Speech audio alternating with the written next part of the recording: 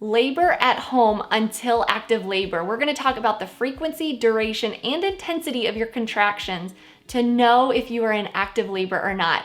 I'm Annabelle, RN, BSN, birth doula, and mama, and I'm here to build your confidence in birth. Make sure you subscribe to my channel and ring that bell to stay up to date to my latest content.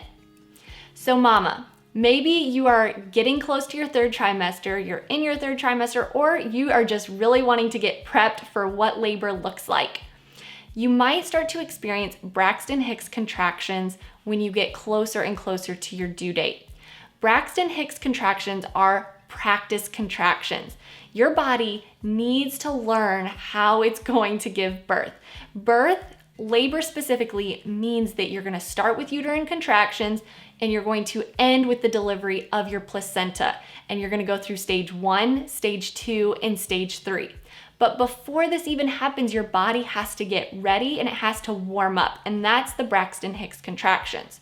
So if you're not at your due date yet and you're starting to notice some cramping, some feelings in your abdomen and in your uterus that just kind of stop you in your tracks, start to pay attention to those. When you have one, notice the time and take note of when your next one starts. If it's maybe 3 minutes later, 5 minutes later, 30 minutes later, okay, take note of that. Then when does the next one happen? It should not be to the point where you're having one contraction and another where that time between is the same and it's getting shorter. So if you have a contraction and then 5 minutes later another one, and then 30 minutes later another, and then 10 minutes later, that interval is not regular and that is not true labor. Also with Braxton Hicks, if you sit down and rest and drink lots of water, those contractions should go away. And thirdly, if the pain is not increasing with those contractions, so one's a little uncomfortable, the next is actually painful, but then they just kind of become crampy, that is not pain that's increasing intensity, and so that is a Braxton Hicks contraction. No need to go to the hospital yet, your body is getting ready. But then you get closer and closer to your due date. You're around 37 weeks gestation, 38, 39, 40.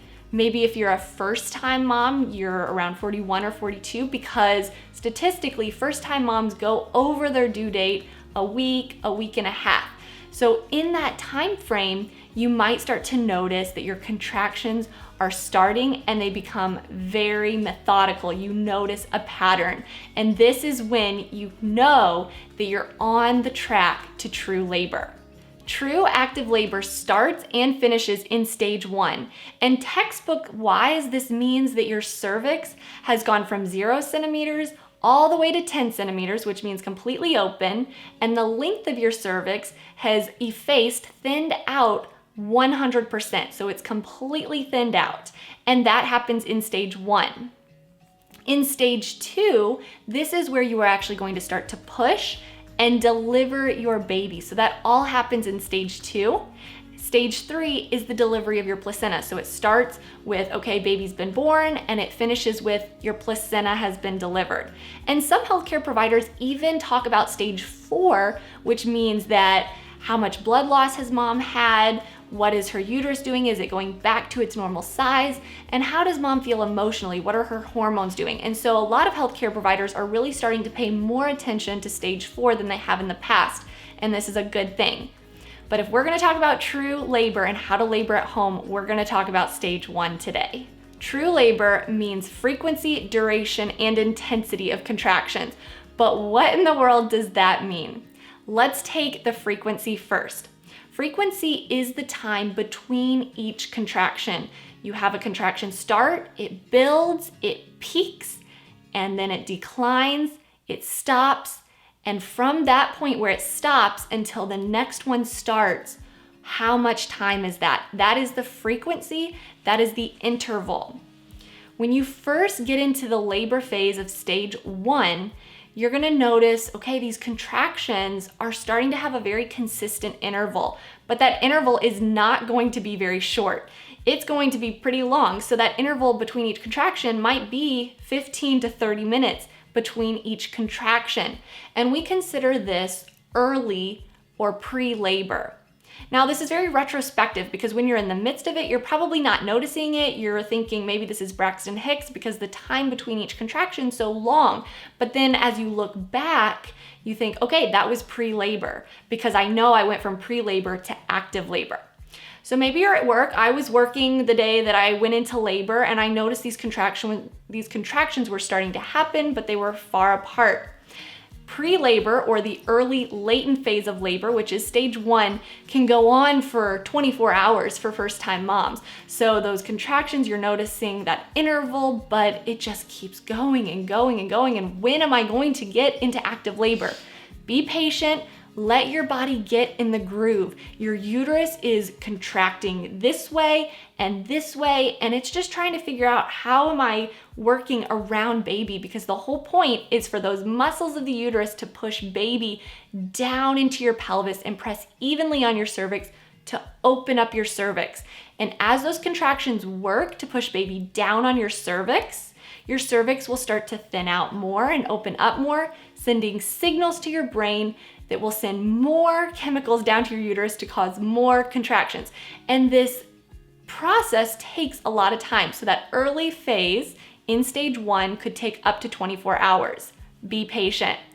But then you start to notice, okay, the intervals are getting shorter.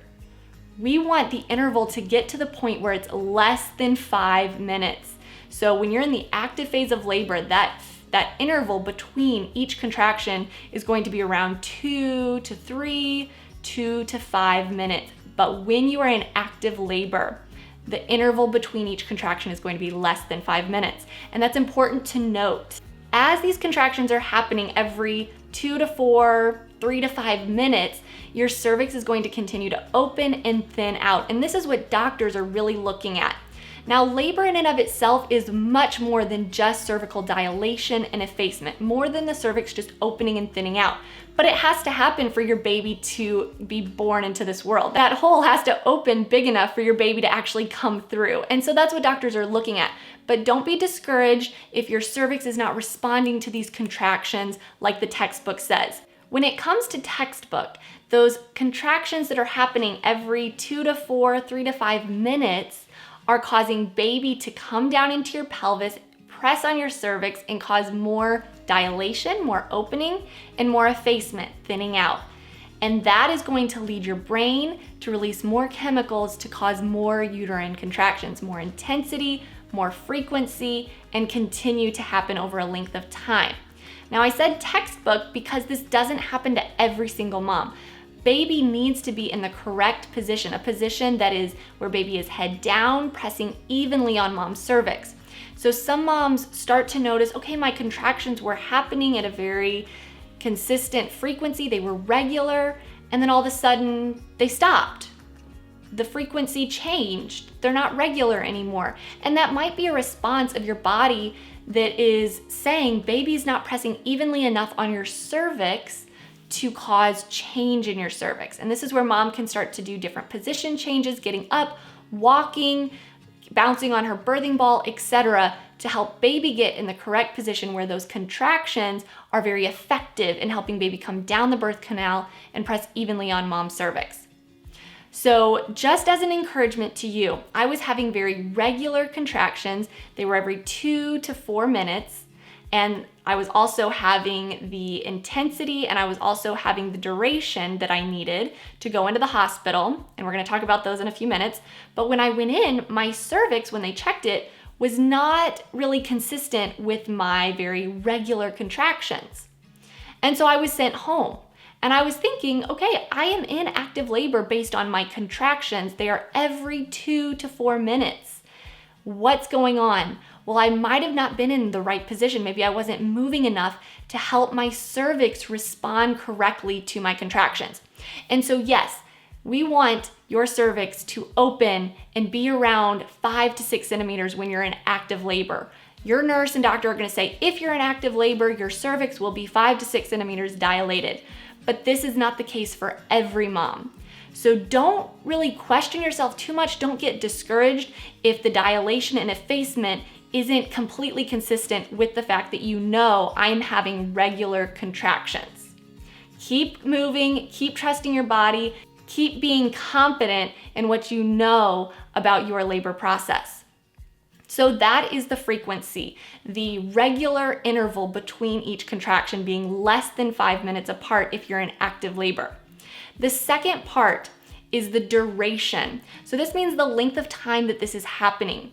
If you start to notice, okay, my contractions are getting to the point where they're regular, they're happening every 2 to 3 minutes, every 4 to 5 minutes, etc., how long is that happening? Because if it just starts and you notice it and you're 5 minutes down the road and you're like, honey, let's go to the hospital, I'm having regular contractions, they're probably gonna send you home. Because again, those regular contractions need to change your cervix so that baby can be born. And so this is going to take a long time. I said that early labor can last up to 24 hours for first-time moms, maybe half of that for second-time moms. Well, active labor can last anywhere from 12 to 18 hours for first-time moms. So you get to the point where you're having those contractions every 2 to 3, 4 to 5 minutes.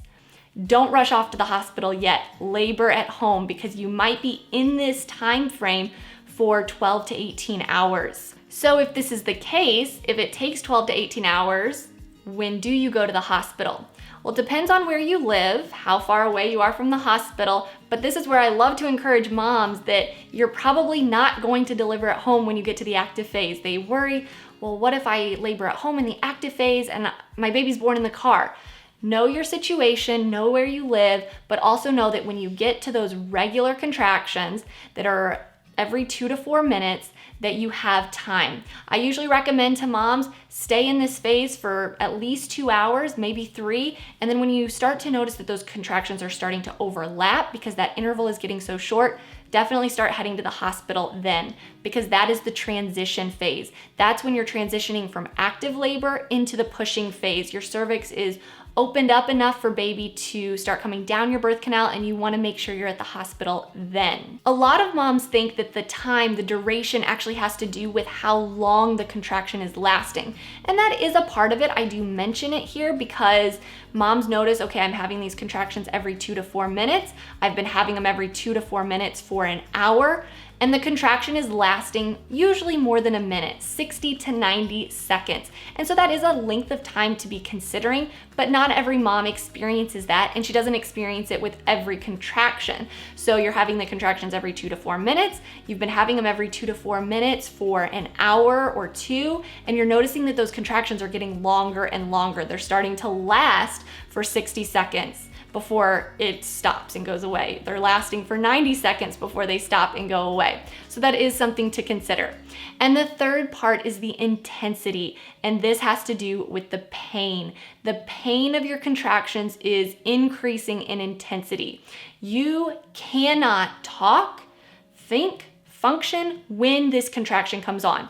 In pre-labor, when labor first starts, you're excited, you have energy, you want to get outside and walk and do all of the things that you have practiced before labor, and that is pre-labor. But when you get into the active phase of labor, between each contraction, you're taking time to rest and recover, because when that contraction comes on, you cannot do anything but focus on your contraction. And this is where a lot of prep comes in, learning how to breathe through contractions, learning how to change positions to help yourself get comfortable in that contraction. And if you can prep for these things, then when you actually get into labor, you do them naturally. You know, okay, I have my birth coach next to me to remind me, breathe, relax your face.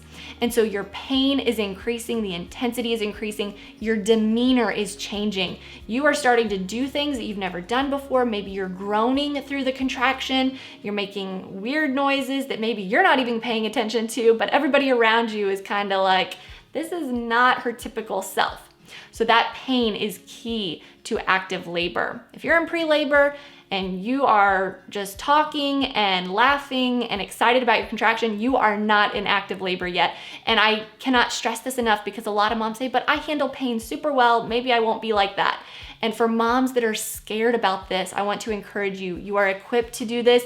Your body can cope adequately. That doesn't mean that your demeanor is not going to change. It doesn't mean that you're just going to handle it and be like, this is nothing. You're still going to experience the pain, but you know how to cope with it. You are strong to do this. So you're anticipating active labor. You know what it looks like now, and you know that your body might respond a little bit differently than the textbook says. What do you need? How can you make sure that you can labor at home to make sure you don't go and get sent home, or you go and get strapped to a bed, or you go and you end up with all these interventions that you didn't want? You want to labor at home. Make sure that you start preparing with a childbirth class. Continue to consume and learn as much as you can. Don't get overwhelmed, but just take it as it comes. Start to consider what labor is going to look like and mentally prepare. Make sure that you know who your birth coach is going to be, that person that is continuously supporting you from pre-labor, even in the prep phase, but pre-labor, active labor, you get into your pushing stage, and then you are holding your baby and they can celebrate with you. Make sure you have that birth coach.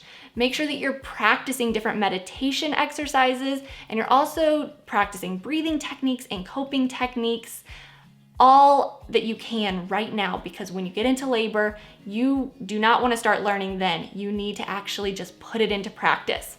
And I'd love to help you with this, mama. I've got a free workbook below. It gives you the 4-step process that I use through my natural birth process, and we can work together to make sure that you are confident and strong in your natural birth. I'll see you in the next video.